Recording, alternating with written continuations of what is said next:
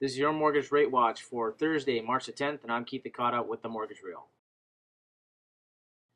Looking at the bond snapshot page today, you're going to see on the right-hand side, we're battling against that ceiling of resistance. So even though we had a very good, strong bond auction that we're going to cover here shortly that just went off, comparing to yesterday, we had a big improvement, and today, again, before we can go through much more improvement, we have to break through this ceiling of resistance.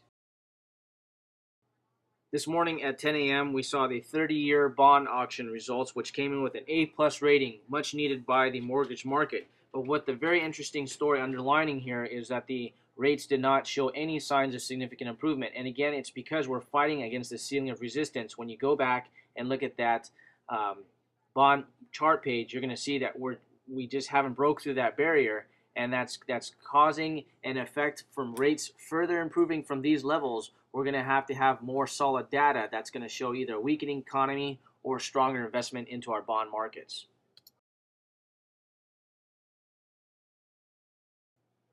Jobless claims report, the initial jobless claims report came out this morning below expectations, which for the bond world would normally be good news because that money would come out of the stock market as the Dow Jones has dipped down lower right now and move into the bond market, creating an opportunity for mortgage rates to improve from those levels. However, there's a story developing behind the scenes as far as how investors are feeling overall about the bond markets in the United States. PIMCO by far is the world's largest holder of bonds and mutual funds.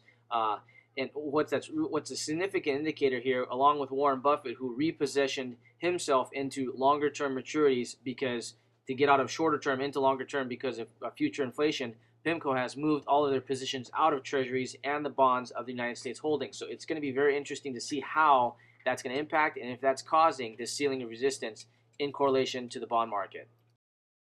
Keep in mind that oil is directly impacting core inflation because it costs everything to move up. Well, we're sure hoping that the opposite effects, that core inflation will move down because oil is starting to move down and the speculation that oil will move lower. However, gas prices at the pump still haven't done anything, and the major concern is right now we're just getting into the peak season for traveling and how that's going to still pressure the prices for oil higher.